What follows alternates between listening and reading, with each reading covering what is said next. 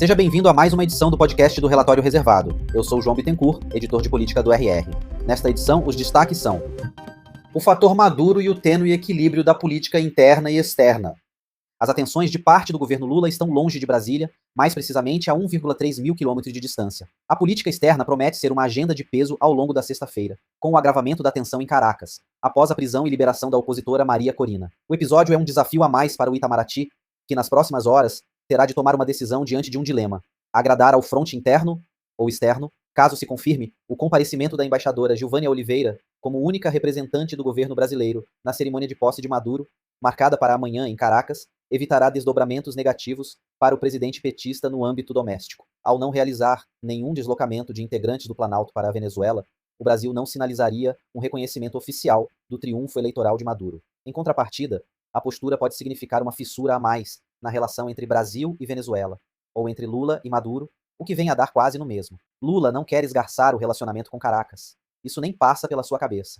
Há muito em jogo, desde uma histórica proximidade ideológica a questões mais pragmáticas. A Venezuela detém a maior reserva de petróleo do mundo, abriga milhares de brasileiros e luta para integrar o BRICS. Por outro lado, o comparecimento de membros do MST em uma posse que será, ao que tudo indica, esvaziada do ponto de vista internacional, poderá ser um prato cheio para a oposição. IPCA pressiona o Banco Central do Brasil. Os olhos do mercado estarão concentrados amanhã na publicação do Índice Nacional de Preços ao Consumidor Amplo, IPCA de dezembro, que também deverá antecipar o consolidado da inflação de 2024. Para que a meta do Banco Central de 3% seja alcançada, o índice não pode passar a marca de 0,20%. As expectativas, porém, indicam que o percentual deve ficar acima do limite por conta, entre outros fatores, dos preços de alimentos e bebidas, apesar da deflação no setor de energia elétrica. Se levarmos em conta a tolerância de 1,5 ponto percentual, o teto ficaria em 4,5%. Mas até novembro de 2024, a inflação do IPCA já acumulava uma alta de 4,29%. O índice adquire ainda mais importância para o Banco Central, agora sob o comando de Gabriel Galípolo, que vai liderar pela primeira vez a reunião do Copom no final deste mês. Caso o IPCA confirme a tendência de alta e o estouro da meta, a possibilidade de novos aumentos da taxa Selic se erguerão no horizonte, agravando o contexto econômico do início do ano para o Planalto. Nesse caso, BC enviará ao Congresso uma carta explicando por que não logrou atingir a meta.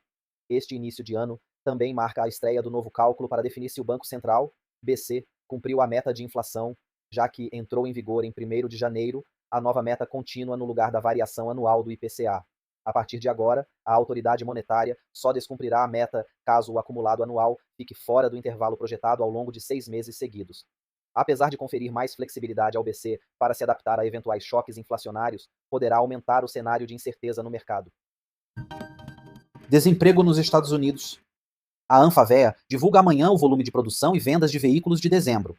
No exterior, os indicadores de maior peso virão dos Estados Unidos, que divulgam o relatório de emprego payroll e a taxa de desemprego de dezembro.